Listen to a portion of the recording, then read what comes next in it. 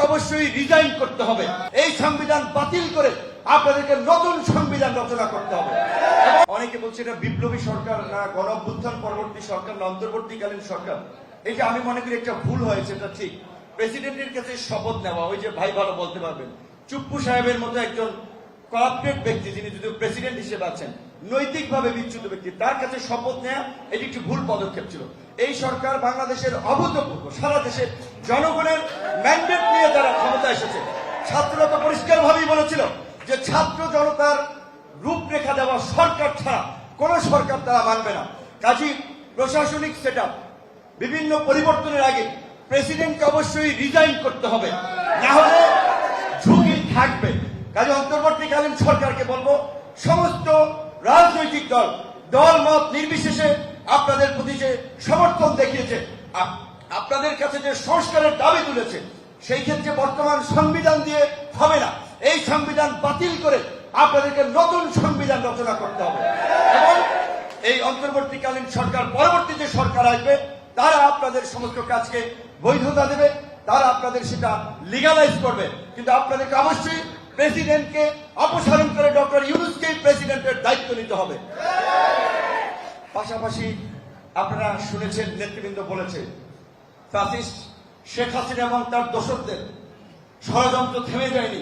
সচিবদের কূপ, সামরিক বাহিনী অফিসারদের তৎপরতা, রাজনৈতিক তৎপরতা, দিল্লির তৎপরতা। একটা কথা অবশ্যই পরিষ্কারভাবে বলতে হবে, এই যে শাহবাগে যে সংখ্যালঘু সম্প্রদায়ের নামে কিছু লোকজনকে নামিয়ে দিয়েছিল, কারা নামিয়ে দিয়েছিল? দৈনিক কালবেলার সম্পাদক জনাব সন্তোষ শর্মা এবং এখানকার যে হিন্দু বৌদ্ধ খ্রিস্টান ঐক্য পরিষদ নামের যে সংগঠনের নেতা রানা দাশগুপ্ত, এরা কারা? স্পষ্টত এই দেশের ভারতীয় রয়ের স্বীকৃত এজেন্ট, সবাই জানেন। কাজী এই রানা দাশগুপ্ত কিংবা সন্তোষ শর্মার মতো যারা স্বীকৃত রয়ের এজেন্ট আছে, দিল্লির দালাল আছে, তাদেরকে যদি আমরা বিচারের মুখোমুখি করতে না পারি, আমরা শান্তিতে থাকতে পারবো না। এইখানে সম্পদ লুট হয় নাই, কিছু হয় নাই। দু একটি ঘটনা ঘটেছে, সেটি হিন্দুদের কারণে নয়, হিন্দুর পরিচয় না, সংখ্যালঘুর পরিচয় না, আওয়ামী ফ্যাসিস্টের সহযোগী হিসেবে দু এক জায়গায় হয়তো দু একটি ঘটনা হয়েছে। কিন্তু আমরা এই ঘটনাগুলো চাই না। সবাই কাজ করছে।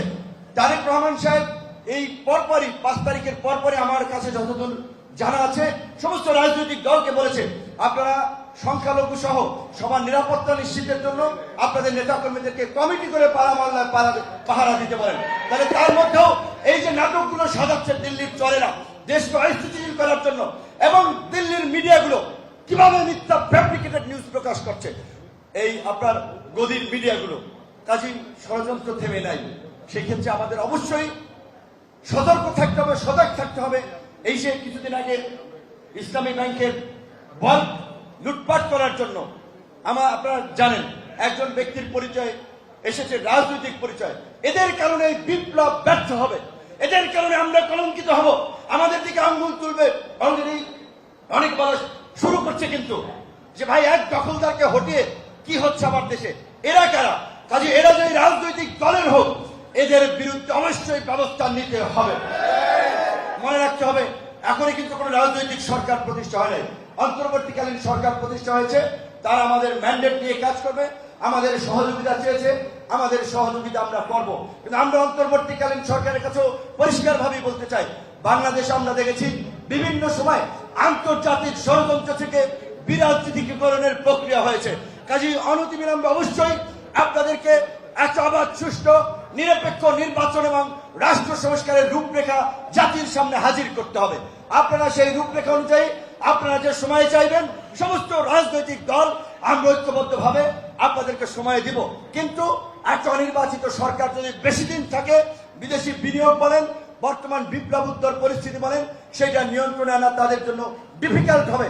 এখনো কিন্তু আপনার শতভাগ পুলিশ কর্মস্থলে যোগ দেয় নাই, পুলিশকে ডিমোটিভেট করা হচ্ছে। কাজে আমি মনে করি বিএনপির মতো একটা রাজনৈতিক দল, যাদের একবারে ইউনিয়ন পর্যায়ে পর্যন্ত একটা বড় কাঠামো রয়েছে, পুলিশ প্রশাসনের সাথে আলোচনা করে তাদেরকে অভয় দিয়ে পুলিশি ব্যবস্থাকে দ্রুত সময়ের মধ্যে ফাংশন করতে হবে। প্রয়োজনে সামরিক বাহিনীর ঝুঁকিপূর্ণ এলাকাগুলোতে তারা সহযোগিতা দেবে। কিন্তু আইন শৃঙ্খলা পরিস্থিতি যদি স্বাভাবিক না হয়, আইন শৃঙ্খলা পরিস্থিতি যদি সরকারের নিয়ন্ত্রণে না আসে, তাহলে কিন্তু নৈরাজ্য চলবে।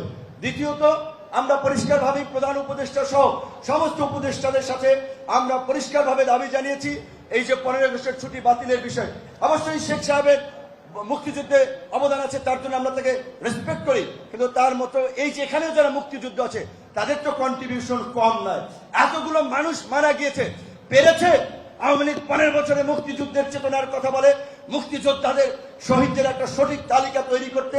কাজী উলফাত ভাই, সাদেক ভাই সহ মুক্তিযোদ্ধা দলের প্রতি আমাদের আহ্বান থাকবে, মুক্তিযোদ্ধা উপদেষ্টার সাথে আলোচনা করে, আপনারা জীবিত আছেন, আপনাদের সহযোগীরা বিভিন্ন এলাকায় এখনো জীবিত আছে, প্রকৃত অর্থে মুক্তিযুদ্ধে কত শহীদ হয়েছিল তার একটা তালিকা আপনারা করে দিয়ে জাতির সামনে উপস্থাপন করে যাবেন।